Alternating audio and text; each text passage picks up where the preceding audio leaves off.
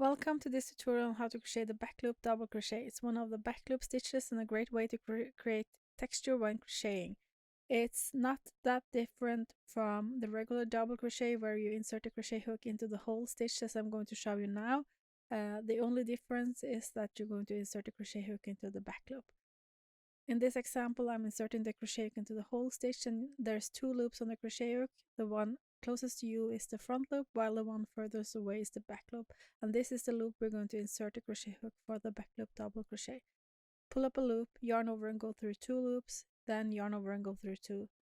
Start the back loop double crochet with a yarn over and insert a crochet hook into the back loop only, then pull up a loop, yarn over and go through two, and yarn over and go through two as you would with a regular double crochet. Yarn over, insert a crochet hook into the back loop, and you can see the back loop clearly now.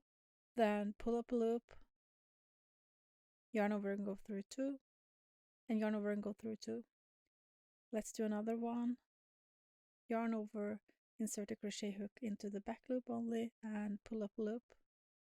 Yarn over and go through two, and yarn over and go through two.